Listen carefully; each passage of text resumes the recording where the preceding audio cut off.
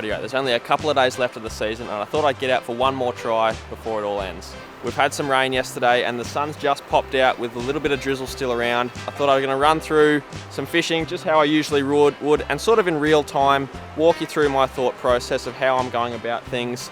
Bit of trial and error, seeing where the fish are sitting, sort of, you know, like I said, a bit of a real time of my thought process and how I run through a river. Bonus of it being probably my last fish for the season. Let's waste no time and jump straight in. All right, jumping into the first run here. I'm just starting out with an indicator nymph rig. Nothing too drastic. I'm not going to change anything. Cold temps, bit of rain, you know. It's no secret that they're probably going to be eating some nymphs, so that's what I'm going to start with. All right, first couple of drifts here. Now when I fish, I've fished this river a lot of times, but every time I come to a stretch or I'm fishing a new day, it doesn't really worry me what's happened the day before or weeks previous. I like to fish all different types of water. That's the big thing that I first start out with. So, fish, especially with this mixed weather. We've got the sun moving in and out of clouds. We've had rain yesterday. It's all a bit of drizzle. That can throw them around a bit, and that can tend to sort of make them feed in slightly or hold in slightly different areas. And that changes day by day. So I'm just going to start out, and I basically start out most days, fishing every different kind of water. That's the bottom. So I'm going to fish seams, I'm going to fish runs and riffles, and oh, that was a fish. Bummer. Little grab. Ooh, let's see if he comes back. I definitely stung him.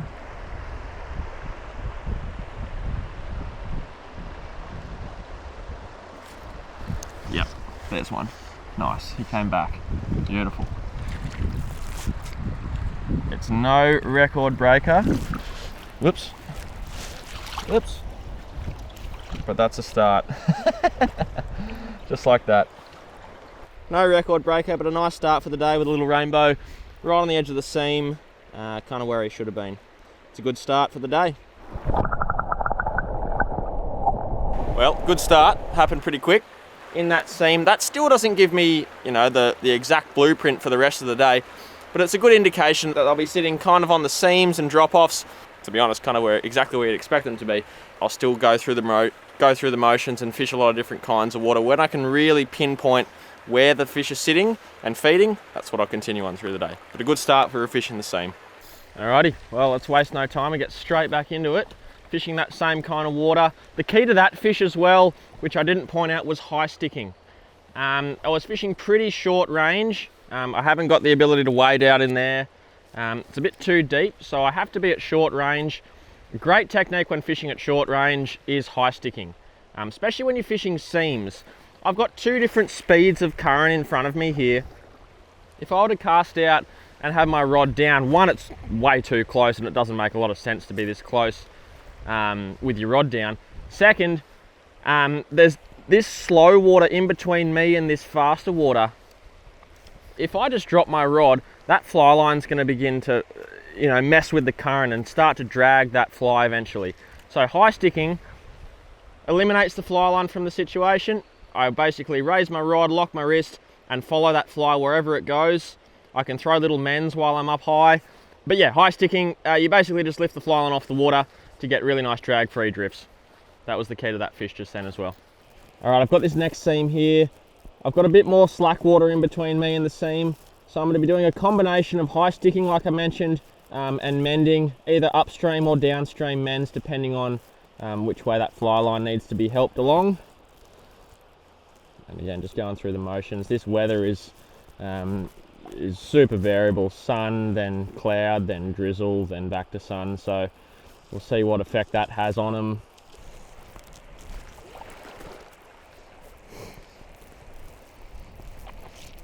Yes, that's a better fish.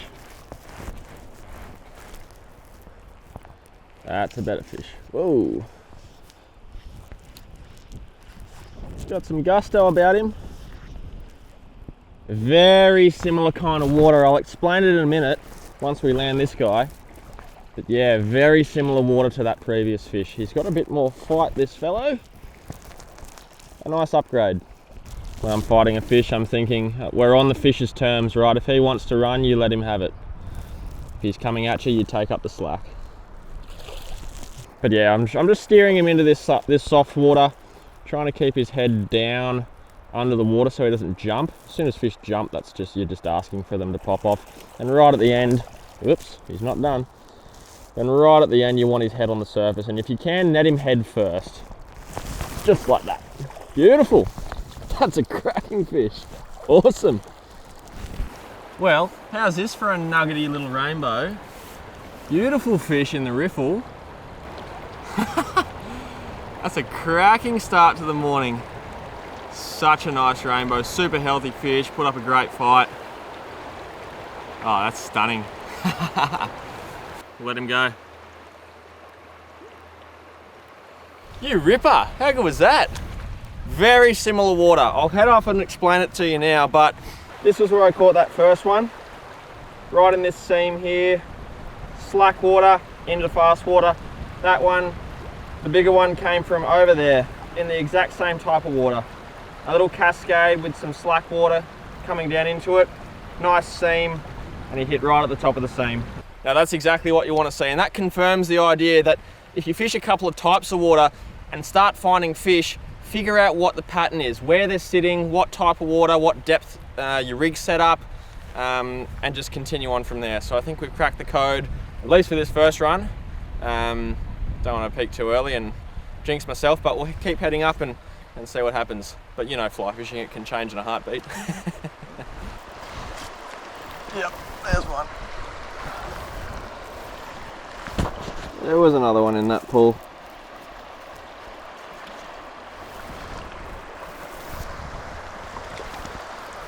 Nice.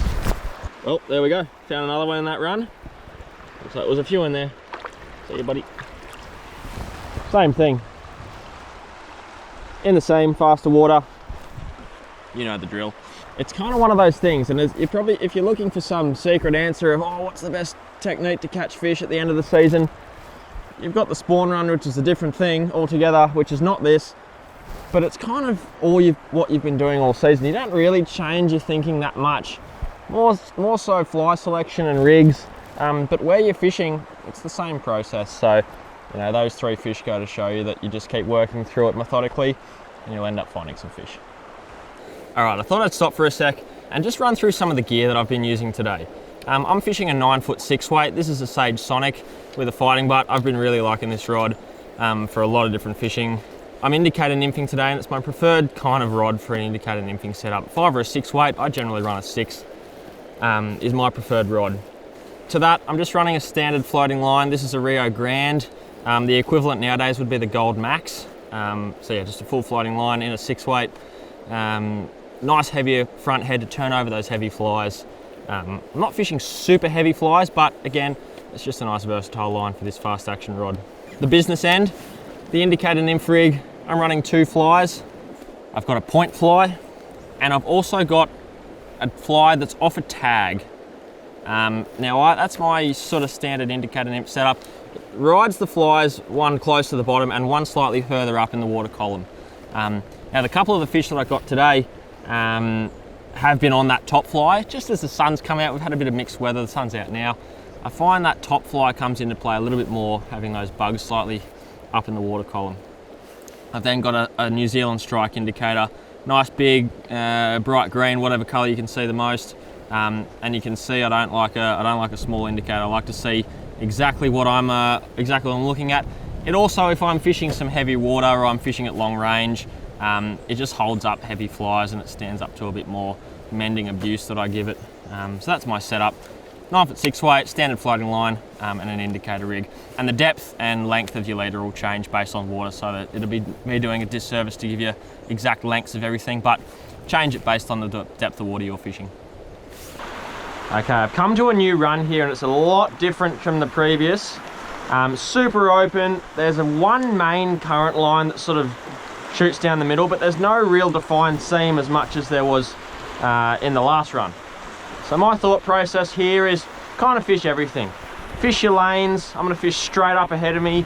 If I was to hazard a guess of where they'd be sitting, given our previous experience, it's that bubble line or that main current just off the seam. There's also a good bubble line which is indicating Where the food corrals, it's highly oxygenated water. Think of it like a sushi train. The food corrals in there, and so do the fish. They don't need to work too hard for their food, and they just sit in that stuff. But like I said, new piece of water, we're going to fish all aspects and see what happens. With these long runs, I find, or if you're fishing a bigger pool, with an infant indicator rig, it's not always the case, but I find that the longer that fly is drifting in the zone, the better. You know, this if you're fishing over the course of the day, it ends up being a numbers game. The longer that fly sits on the bottom, the more fish it's going to see. You know, it's not rocket science. You know, takes will happen when you least expect it. How many times have you gone for a recast and then you've hooked into a fish? You know, so the longer that fly is sitting in the water, drag free and, you know, working right. You can't just be in the water however you please. It's got to be doing the right things. The longer that fly's in there, the better. Another kind of thought that I have to myself when I'm fishing different types of water is if there's riffles or if it's completely still glassy water. If it's the glassier option, I want to try and put as much space as I can, or as I can get away with, between me and the flies. If I walk through still water, that's going to create a bow wave and push a button. It's going to just disturb the water more. So I like to put more distance between me and the fish. On the other end of the spectrum, if I'm fishing something that's slightly more broken water, I can get away with being a lot closer. That's where I can use my high sticking and whatever else. But that's another thought that I have when I'm fishing these, coming into this new run here, is I want to cast further. I want to put more space between me and the flies to not spook fish. Well, there's a bit of rain settling in now, but come up with a nice rainbow at the head of that run. Beautiful fish. We'll send him home.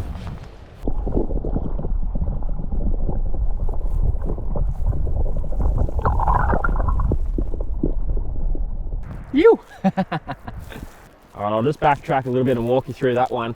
We started out fishing way back there in the still water. We came up to this new type of water with this flat, you know, just a flat pool with a bubble line. Kicked bottom a few times, but nothing. It wasn't until I moved to the head of the run, right where you can kind of see there's a little cascade and it deepens out into a hole. And to be honest, it's not too dissimilar to further downstream where I found those fish. That proves the point that, you know, a lot of people get into this trap of, I want to change flies, you know, the rig is the problem. But oftentimes if you find a rig that's, you know, a set of flies that have been working for you consistently, you know the fish are going to eat most nymphs anyway, and it's more about your technique and finding the right type of water and really analysing the drifts that you're getting, making sure there's no little micro drag in whatever technique you're using, dries, nymphs, whatever. I find that stuff much more important than, oh, I've got the perfect fly.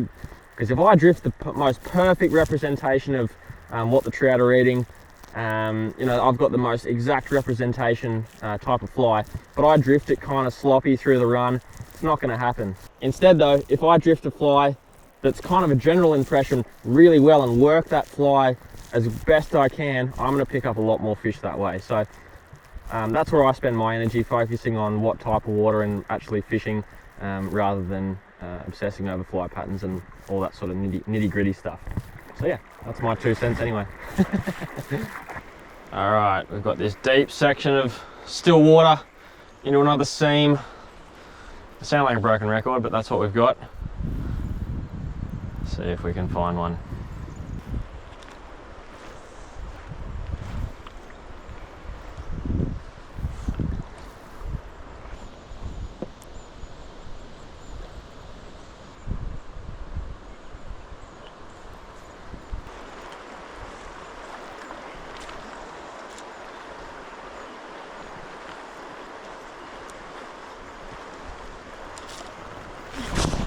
There's one.